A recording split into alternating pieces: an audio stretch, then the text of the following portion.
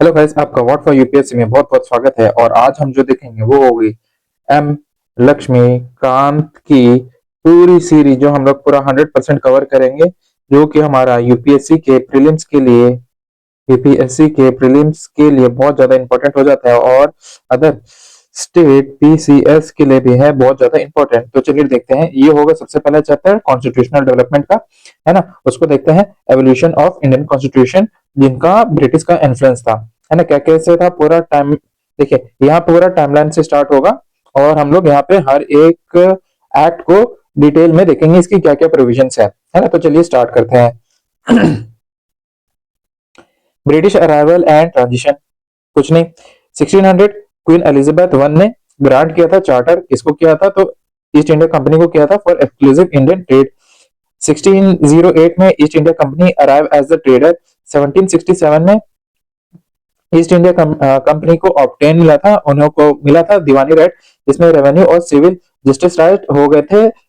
East India company किस किस के, बंगाल के, बिहार के, उड़ीसा के, है ना। इनके टेरिटोरियल रोल में आया था। 1857 की जब सिपाही म्यूटिनी हुई, उस समय फर्स्ट वॉर ऑफ इंडिपेंडेंस कहा गया। 1858 में क्राउन ने एज्यूम कर लिया था डायरेक्ट गवर्नेंस का। और 1947 में, सॉरी गाइस, और 1947 15 अगस्त को इंडिया की इंडिपेंडेंस हुई थी, है ना। जो इसमें कॉन्स्टिट्यूएंट असेंबली स्टैब्लिश हुआ था 1946 में, और ड्राफ्टिंग कमेटी बैठी गई थी 1950 को।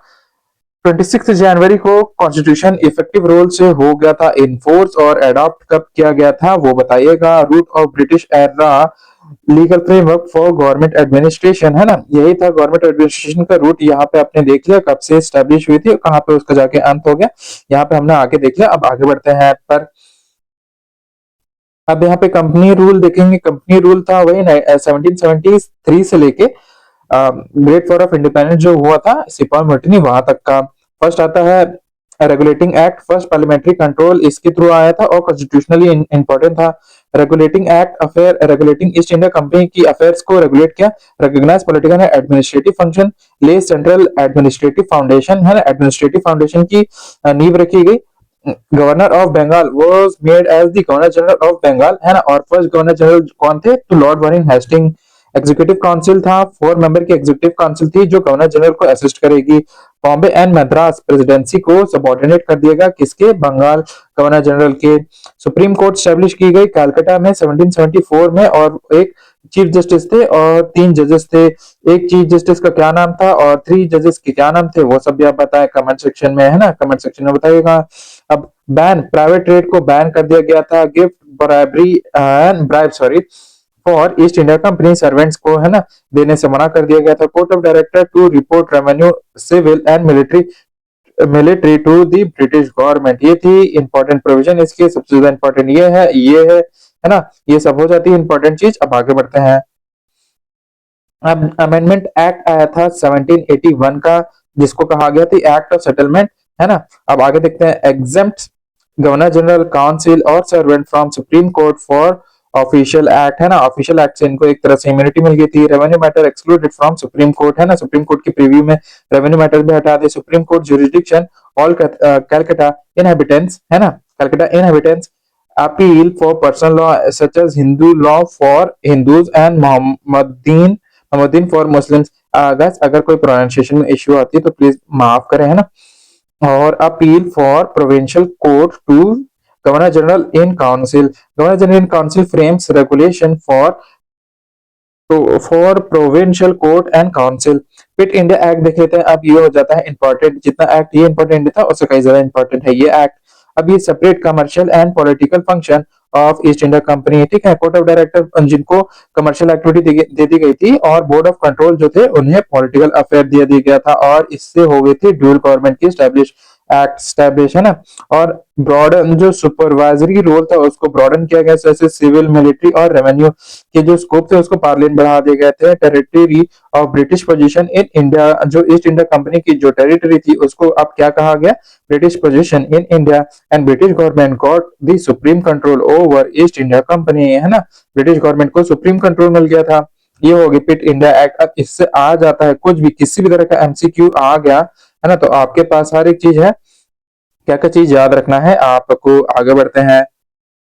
अब act of 1786 for Lord Cornwallis override council for special cases, है ना, in special cases and commander in chief for role.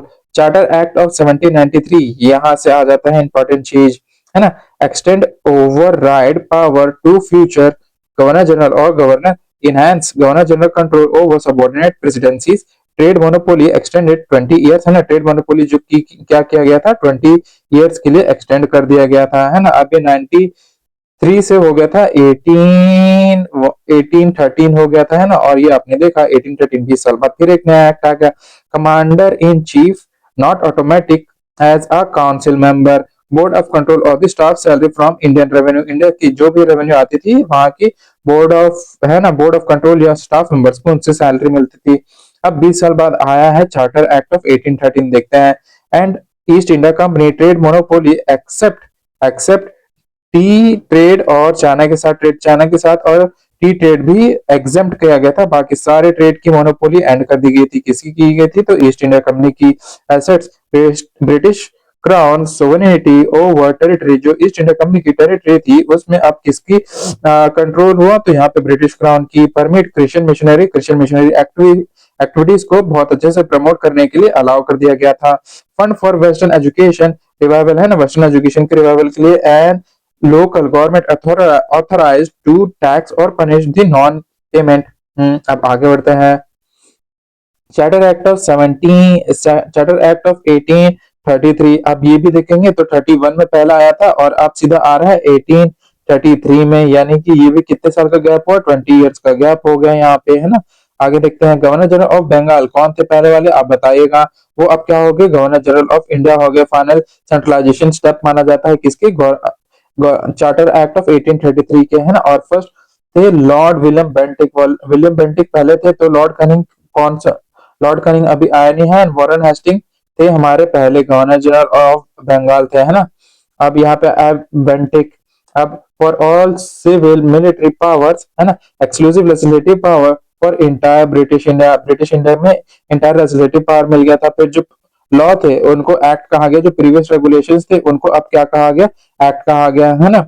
और east India company became purely N administrative body, जो टेरिटोरियल हेल्थ थी जो किसके हाथ में आ गई, अब वो क्राउन के हाथ में आ गई। Open competition for civil servant, है ना, India were not debarred but opposed और नेग्लेक्टेड, है ना, उनको आने से पार्टिसिपेट करने से मना तो नहीं किया गया था, लेकिन उनको नेग्लेक्ट किया जाता था उनके पार्टिसिपेशन को। चार्टर एक्ट ऑफ 1853, अब ये 53 आया, यानी कि 20 साल बाद फिर से, और ये लास्ट चार्टर एक्ट था।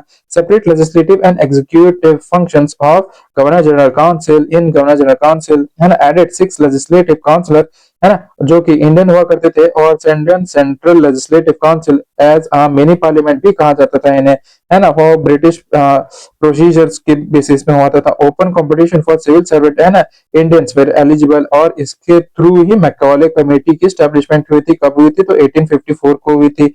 कंपनी रूल, है ना, इंडेफिनाइट पीरियड के लिए कंपनी रूल स्टैब्लिश हुई। Parliament, however parliament can terminate that, है ना, इंडेफिनाइट रूल को। लोकल रिप्रेजेंटेशन हुआ, 4 members were nominated by the provincial government, है ना, जैसे मुंबई, बॉम्बे, है ना, मद्रास, बॉम्बे, बंगाल एंड आगरा से।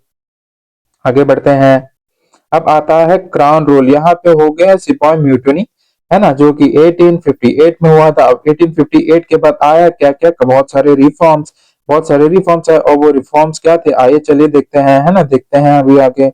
गवर्नमेंट ऑफ इंडिया एक्ट 1858, जिसको गुड गवर्नमेंट ऑफ इंडिया कहा, एक्ट भी कहा जाता है, पोस्ट 1857 में एबॉलिश, ईस्ट इंडिया कंपनी को एबॉलिश कर दिया गया। And transfer of power for power territory revenue to the crown, है ना, अब क्राउन को सब चीज सौंप दी गई थी।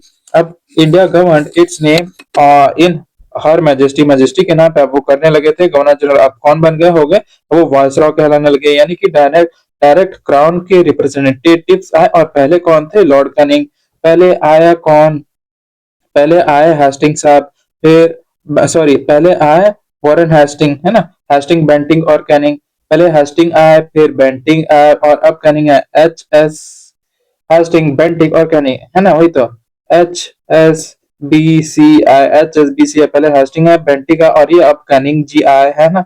अभी एबॉलिश बोर्ड ऑफ कंट्रोल है ना, बोर्ड ऑफ कंट्रोल को एबॉलिश कर दिया और कोर्ट ऑफ डायरेक्टर को भी, secretary of state of India है ना, इनको क्या दी गई, फुल अथॉरिटी दी गई कैबिनेट मेंबर की and accountable to the parliament.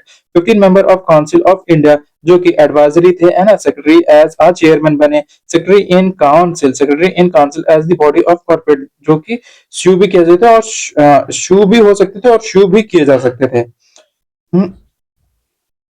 और Indian council act of 1861 associate Indians in the law making process में अब इंडियंस लोगों को लाने लगे। Non official members in expanded council of 1862 में Raja of Banaras, of Maharaja of Patiala and sir Dinkar Rao ji को इंक्लूड किया गया है। लॉ मेकिंग में 3 इंडियंस भी आए थे और ये 3 इंडियंस कौन थे, राजा ऑफ बनारस है ना, महाराजा ऑफ पटियाला और सर दिनकर राव जी। डिसेंट्रलाइजेशन क्या हुआ था, restore legislative power to the Bombay और मद्रास है ना, बॉम्बे और मद्रास को जो पावर छीन ली गई थी, कौन से एक्ट से छीन ली गई थी, सबसे पहला एक्ट था बताइएगा, न्यू लेजिस्लेटिव काउंसिल, जो कि बंगाल में न्यू लेजिस्लेटिव काउंसिल है 1862 में, नॉर्थ वेस्ट फ्रंटियर प्रोविंस में 1886 में और पंजाब में 1897 में। अब रिकॉग्नाइज पोर्टफोलियो सिस्टम, अब पोर्टफोलियो सिस्टम कौन से एक्ट के थ्रू आया था, तो 1861 के थ्रू पोर्टफोलियो सिस्टम आया था, बहुत ज्यादा इंपॉर्टेंट हो जाता है portfolio system, and Lord Canning ji ने लेके आए थे। और 1859 में department in charge issue order viceroy emergency ordinance है ना, अब इमरजेंसी ऑर्डिनेंस भी आगे किस समय के लिए वैलिड हो गया। पोर्टफोलियो सिस्टम कब आया, तो 1861 के रूल की तरह आया। और ऑर्डिनेंस है ना, इमरजेंसी ऑर्डिनेंस कब आया, तो 1861 के ही एक्ट है, ये हमेशा याद रखना है। ये रहा 1861 है ना, इंडियन काउंसिल एक्ट ऑफ 1861। अब Indian council act of 1892 increase non official members है ना, ऑफिशियल मेजोरिटी रिटेन की गई थी है ना, नॉन ऑफिशियल मेंबर्स की संख्या बढ़ाएगी लेकिन ऑफिशियल्स लोगों की मेजोरिटी रिटेन करके ही रखी गई है ना। पावर क्या था इसमें, टू डिस्कस द बजट है ना, बजट डिस्कशन की पावर किसमें है, तो 1892 वाले एक्ट के थ्रू है ना। आस्क एग्जीक्यूटिव क्वेश्चंस, नॉमिनेशन क्या, किनको नॉमिनेट किया गया, recommendation for provincial council, Bengal chambers and district board, municipalities, university, trade और zamindar and the chambers. Indian council act of 1909 है ना, इसको कहा गया मोरले मिंटो रिफॉर्म है ना, Morley Minto reform highly important, बहुत ज्यादा इंपॉर्टेंट है, बहुत ज्यादा ही इंपॉर्टेंट है। कब आया था, 1909 में आया था। सेंट्रल काउंसिल का साइज जो कि 16 था, आप 16 को कर दे सीधा 60 है ना, प्रोविंशियल्स में एंड और ये बहुत सारा हुए करते थे। ऑफिशियल मेजोरिटी सेंट्रल में ऑफिशियल मेजोरिटी और नॉन ऑफिशियल प्रोविंशियल में मेजोरिटी रखी गई। इनहैंस डेलिब्रेटिव फंक्शन सच है सप्लीमेंट्री क्वेश्चंस और बजट रेजोल्यूशंस भी इशू किया था। बजट में क्वेश्चन कब आस्क किया जा सकता, तो 1892 में किया जा सकता था है ना। अब ये सप्लीमेंट्री क्वेश्चन हम लोग कब किया जा सकता, तो 1909 में हम सप्लीमेंट्री क्वेश्चन ला सकते थे। Indians in the executive council, Indians को एग्जीक्यूटिव काउंसिल में पहले कौन थे, तो सत्येंद्र प्रसाद सिन्हा जी थे, वो कौन थे, तो लॉ मेंबर बने उस समय के। सेपरेट इलेक्टोरेट की यहाँ पे फाउंडेशन रखी गई for the Muslims and legalise communalism उस समय कर दिया गया था। और Minto is therefore is known as the father of communal electorate, Minto ji उस समय ये कहा जाता था। अब आपका ये होमवर्क हो जाता है, मिंटू जी कौन हुआ करते थे और मोरले जी कौन हुआ करते थे, आप ये बताएं, मिंटू जी कौन हुआ करते थे और मोरले जी कौन हुआ करते थे, ये आप बताइएगा। Separate representation for the presidency, coops, chambers, universities and zamindars. अब गवर्नमेंट ऑफ इंडिया एक्ट 1919 आ जाता है, government of India act 1919, Montagu Chelmsford reform है ना, रिस्पॉन्सिबल फॉर गवर्नमेंट ऑब्जेक्टिव, क्या क्या ऑब्जेक्टिव थे, सब्जेक्ट जैसे सेंट्रल एंड प्रोविंशियल सब्जेक्ट को अलग अलग सब कैटेगराइज किया है ना, जो मेजर सब्जेक्ट हुए थे। अब ये प्रोविंशियल सब्जेक्ट में ट्रांसफर एंड ऑफ इस प्रोविंशियल सब्जेक्ट को भी दो पार्ट में डिवाइड किया, जैसे ट्रांसफर सब्जेक्ट हो गया और ये रिजर्व सब्जेक्ट हो गया। अब देखते हैं जो प्रोविंशियल सब्जेक्ट में ट्रांसफर सब्जेक्ट यानी कि जो minister responsible to the council, कौन से मैटर्स के लिए रिस्पॉन्सिबल, हेल्थ हो गया, एजुकेशन हो गए, लोन्स हो गए, गवर्नमेंट हो गया और एग्रीकल्चर हो गया। अब ये रिजर्व सब्जेक्ट क्या था, ये रिजर्व सब्जेक्ट है ना, तो एग्जीक्यूटिव काउंसिल, जैसे एग्जीक्यूटिव काउंसिल के पास ये रिजर्व सब्जेक्ट हुआ करते थे, जैसे पुलिस हो गई, जुडिशरी हो गई, प्रिजन हो गया, रेवेन्यू हो गया और फाइनेंस हो गए। यानी कि जो मेजर पोर्टफोलियो जहां से लॉ एंड ऑर्डर और रेवेन्यू एक्सट्रैक्ट किया जा सकता था, वो रिजर्व गवर्नमेंट जो उस समय की गवर्नमेंट थी, ब्रिटिश गवर्नमेंट थी, उन्होंने अपने पास रिजर्व करके रखा। डायरची इस समय प्रोविंस में आ गए थे, जो कि लार्जली अनसक्सेसफुल रही है ना। अगर आ जाता है वो स्टेटमेंट की सक्सेसफुल थी, तो जी नहीं जी, सक्सेसफुल नहीं थी। बाइकैमरलिज्म आया और डायरेक्ट इलेक्शंस में बाइकैमरलिज्म के, यानी कि बाइकैमरलिज्म यानी कि काउंसिल ऑफ स्टेट है, यानी कि अपर हाउस जो कि हम आज के समय राज्यसभा बोलते हैं, और लेजिस्लेटिव असेंबली आए, है ना। यहाँ पे आई लोअर हाउस, है ना, जिसको लोकसभा भी कहा जाता है, लेजिस्लेटिव असेंबली और लेजिस्लेटिव काउंसिल, है ना। अपर हाउस और मेजोरिटी कोर्ट, है ना, मेजोरिटी डायरेक्ट इलेक्शन से आते थे। 2/3 of the vice executive council were Indians, 2/3, है ना, तो 3/6। और सेपरेट इलेक्ट्रेट, जो सेपरेट इलेक्ट्रेट हुआ करता था, एक्सटेंड किया गया था सिक्स के लिए, क्रिश्चियंस के लिए, एंग्लो इंडियंस के लिए और यूरोपियंस के लिए, है ना। लिमिटेड फ्रेंचाइज हुआ करती थी प्रॉपर्टी टैक्स के सेक्टर के लिए। हाई कमिश्नर ऑफ इंडिया वो लंदन में बैठा करते थे। और सेंट्रल पब्लिक सर्विस कमीशन 1926, जिस एग्जाम की आप तैयारी कर रहे हैं, यूपीएससी की ही फाउंडेशन किस एक्ट के थ्रू रखी गई थी, तो गवर्नमेंट ऑफ इंडिया 1919 एक्ट के थ्रू रखी गई थी, है ना। और वो कब बन के तैयार हुआ था, 1926 में बन के तैयार हुआ था। सेपरेट प्रोविंशियल बजट आने लगा और सेपरेट कमीशन आफ्टर 10 ईयर्स, है ना, 10 ईयर्स के बाद सेपरेट कमीशन आ गई। यानी कि अब इसकी फाउंडे आना कब था, ये आना था 1929 में आना था। अभी आपके देखते हैं आगे क्या होता है ना। चेंबर ऑफ प्रिंस हो यहाँ के, इसके मेन यहाँ पे नरेंद्र मंडल जी थे। कब थे, तो ये 1921 में हुआ करते थे। अब हमने देखा 10th ईयर बाद आने वाला था कोई एक कमीशन, जो कि था 1929 में, बट उसी का ही कब आ गया, 1927 में, है ना, यही थी। और इसका नाम था साइमन कमीशन। 7 मेंबर्स हुआ करते थे, है ना, और 7 के 7 मेंबर ही ब्रिटिशर्स थे, तो इनको इंडियंस ने बॉयकॉट कर दिया। 1930 का रिपोर्ट आए एबॉलिश, जिसकी वजह से एबॉलिश ऑफ डायरकी हुआ, रिस्पॉन्सिबल प्रोविंशियल गवर्नमेंट रखी गई, फेडरलिज्म के फाउंडेशन डाली गई और कम्युनल इलेक्टोरेट को भी मेंटेन किया गया। और जिसकी वजह से लेटर स्टेजेस में राउंड टेबल कॉन्फ्रेंस हुआ, जिसमें एक व्हाइट पेपर बिल निकाला गया, और उसकी वजह से ही गवर्नमेंट ऑफ इंडिया 1935 का इनैक्टमेंट हुआ, है ना। अभी कम्युनल अवार्ड देख लेते हैं, जो कि 1932 में हुआ था, जिसमें सेपरेट इलेक्टोरेट को एक्सटेंड किया गया था, फॉर डिप्रेस क्लास भी आ गया था। अभी 1909 में आया मुस्लिम्स के लिए। अब यहाँ पे 1919 में एक्सटेंड कर दिया गया था एंग्लो इंडियन यूरोपियंस के लिए। अब यहाँ पे है 1935 में क्या किया गया, सॉरी 1932 में इन लोग ने क्या किया, यहाँ पे जो डिप्रेस क्लास हुआ करते थे उनके लिए यहाँ पे भी एक्सटेंड कर दिया गया। यानी कि एक तरीके से सबको, इंडियन पूरी सोसाइटी को बांटने में ये लोग सक्सेसफुल होने की, है ना, पूरी कोशिश कर रहे थे। यहाँ पे बांट कर दिए, कैटेगराइज कर दिए सबको। और यहाँ पे इसकी वजह से गांधी जी ने फास्ट रखा था, जो कि पूना पैक्ट के नाम से जाना गया, जहाँ पे हिंदू लोगों को जॉइंट इलेक्ट्रेट का कॉन्सेप्ट रखा गया, और रखा गया था supreme court. Modified award incorporate किया गया, है ना, और जो कि हुआ था 1937 में, है ना। और अब आगे देखते हैं गवर्नमेंट ऑफ इंडिया 1935 में second milestone for a responsible government देखा गया। कितनी इसकी लेंथ थी, तो 321 सेक्शंस हुआ करते थे और 10 यहाँ पे शेड्यूल हुआ करते थे, है ना। ये सबसे ज्यादा लेंथी थे, और यही फाउंडेशन बना था इंडियन कॉन्स्टिट्यूशन का, गवर्नमेंट ऑफ इंडिया 1935। इसके कुछ की फीचर्स देख लेते हैं। ऑफ ऑल इंडिया फेडरेशन हुआ, जो कि प्रोविंशियल ऑफ और प्रिंसली स्टेट में था। पावर क्या थे, पावर को फेडरल लिस्ट में डाला गया, फेडरल लिस्ट, प्रोविंशियल लिस्ट और कॉन्करेंट लिस्ट में डाला गया, है ना। फेडरल लिस्ट में देखें तो 59 आइटम्स हुआ करते थे, प्रोविंशियल में 54 आइटम्स होते हैं, कॉन्करेंट लिस्ट में थे 36 आइटम्स। फिर रेसिडुअल पावर वायसरॉय जी के पास था, जो कि नेवर इंप्लीमेंट हुआ, है ना, इंप्लीमेंट नहीं किए गए, क्योंकि प्रिंसली स्टेट्स थे उन्होंने नहीं मानी। अभी प्रोविंशियल ऑटोनॉमी आई, इसको अब डायची को अबॉलिश किया, और प्रोविंशियल लोगों को, प्रोविंस को ऑटोनॉमी दी गई थी, प्रोविंसेस ऑटोनॉमी, है ना। इनको एक डिफाइंड स्फीयर में ऑटोनॉमी इनकी दी गई, रिस्पॉन्सिबल गवर्नमेंट की। और जो गवर्नर के जो एक्ट थे ऑन मिनिस्टर्स, है ना, जो गवर्नर था वो मिनिस्टर्स के एडवाइस में ही एक्ट करेगा, और इसकी वजह से एक रिस्पॉन्सिबिलिटी या अकाउंटेबिलिटी की भी कॉन्सेप्ट यहाँ पे आए, जो कि इफेक्टिव हुआ था 1937 में, जो कि डिसकंटिन्यू हो गया था 1939 में। और डायरची एट दी सेंट्रल थे, जहाँ पे फेडरल सब्जेक्ट को रिजर्व करके रखा गया गवर्नर जनरल और काउंसलर के बीच में। और जो ट्रांसफर थे उनको मिनिस्टर रिस्पॉन्सिबल थे, उनको दे दिए, जो कि नेवर ऑपरेट हुआ, ये ऑपरेट हुआ ही नहीं आगे चल के। अब बाइकैमरलिज्म का भी यहाँ पे कॉन्सेप्ट आया, जहाँ पे 6 आउट ऑफ 11 प्रोविंसेस में, जो कि थे Bengal, Bombay, Madras, Bihar, Assam and united province, जो लेजिस्लेटिव काउंसिल अपर हाउस आया, और लेजिस्लेटिव असेंबली जो कि लोअर हाउस कहलाया, है ना। इसकी ये रिस्ट्रिक्शंस अप्लाई की गई थी यहाँ पे।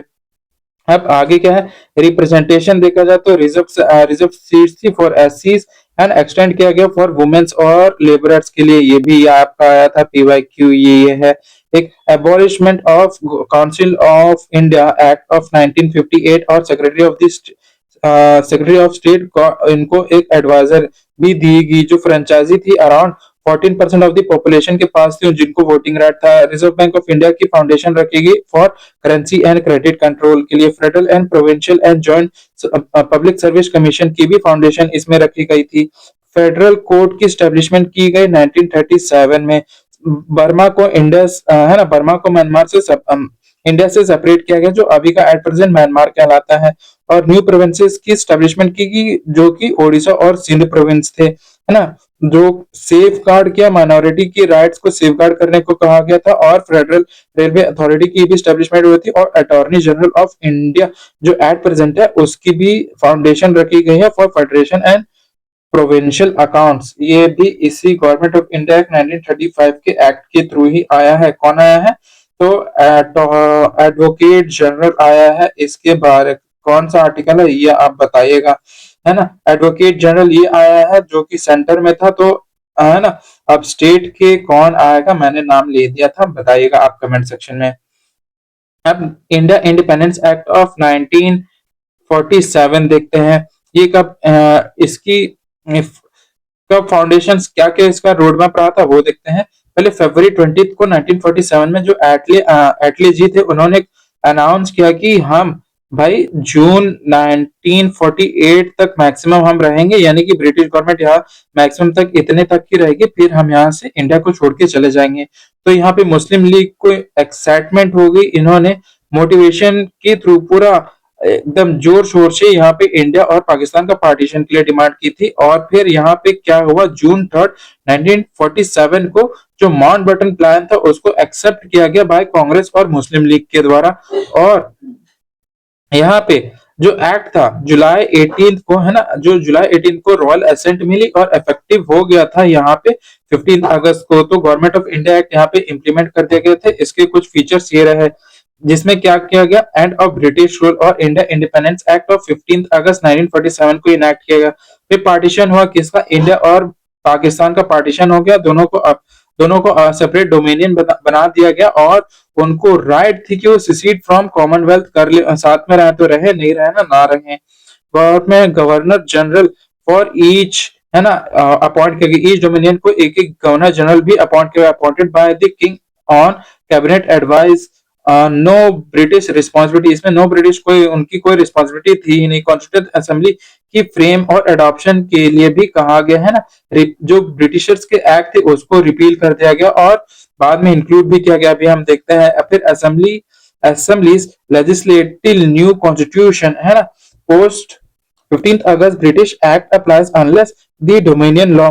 वही कहा गया था, जो ब्रिटिश लॉ है तब तक काम करेंगे जब तक जो डोमिनियन का खुद का लॉ इनैक्ट नहीं हो जाता, है ना, ये इनैक्ट नहीं हो जाता। Secretary of the state of India abolish किया गया था कॉमनवेल्थ अफेयर के नाम से। और lapse of paramountcy over princely state, है ना, और ट्राइबल एरिया ऑन 15 अगस्त।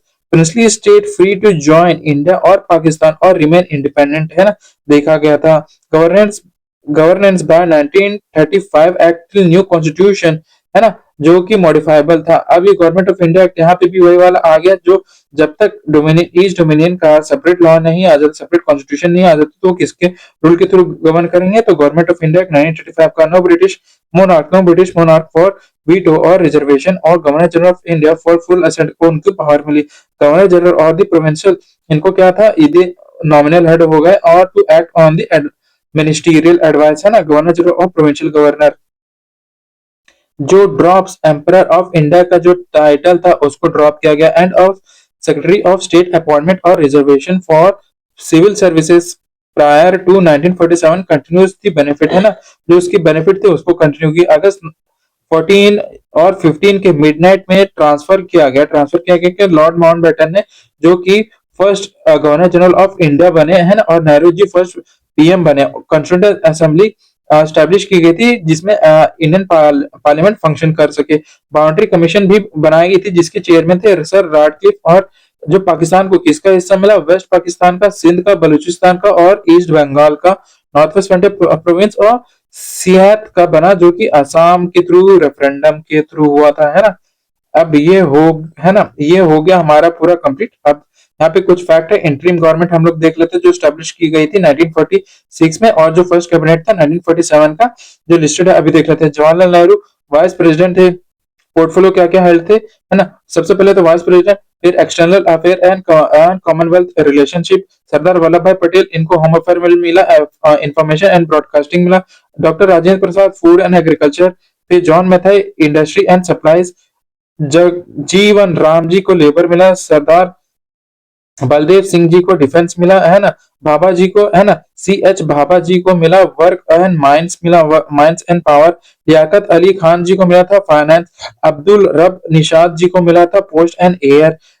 असफ अली जी को मिला था railway and transport. Sir R Gopalachari ji को मिला था एजुकेशन एंड आर्ट्स एंड, और चिदुरंगन जी को मिला था कॉमर्स। यहाँ पे खान अली खान जी को मिला था यहाँ पे हेल्थ, है ना, और नंद मंडल जी को मिला था यहाँ पे law. Member of viceroy executive council and viceroy head, and Nehru ji as vice president. और जो first cabinet of independent India क्या हुआ थे, अब वो देखते हैं। जवाहरलाल नेहरू जी को यहाँ पे फर्स्ट प्राइम मिनिस्टर बने, external affair and Commonwealth relation मिला, और साइंटिफिक रिसर्च की भी सेक्शन देखे। सरदार वल्लभ भाई पटेल जी को होम इंफॉर्मेशन ब्रॉडकास्टिंग और स्टेट्स भी हैंडल करने को दिया गया। डॉक्टर राजेंद्र प्रसाद जी को फूड एंड एग्रीकल्चर मिला। फिर अब्दुल कलाम आजाद जी को मिला एजुकेशन, एंड जॉन मैथाई जी को मिला रेलवे एंड ट्रांसपोर्ट, और चेट्टी जी को, आर के एस चेट्टी जी को मिला यहाँ पे फाइनेंस, है ना। और यहाँ बी आर अम्बेडकर जी को मिला था लॉ। जगजीवन राम जी को मिला था यहाँ लेबर। सरदार वल्लभ बलदेव सिंह जी को मिला था यहाँ पे डिफेंस, है ना। अमृत कौर जी को मिला यहाँ पे हेल्थ, और सी एच भाभा जी को मिला यहाँ पे कॉमर्स, और रफी अहमद जी को मिला यहाँ पे कॉमर्स, और श्यामा प्रसाद मुखर्जी को मिला इंडस्ट्री एंड सप्लाईज, और वी एन गदगिल जी को यहाँ पे मिला वर्क माइंस एंड पावर। हो गया गाइस हमारे 30 मिनट के अंदर पूरा ई वाला सेक्शन कंप्लीट, है ना। वीडियो को लाइक करें, कमेंट करें, शेयर करें, और सब्सक्राइब तो करता बनता ही है। और यहाँ पे बेल आइकन को भी हिट कर सकते हैं, अच्छा लगा तो यहाँ कंट्रीब्यूट भी कर सकते हैं। आपसे मिलेंगे हम लोग नेक्स्ट वीडियो में। Till then bye bye guys.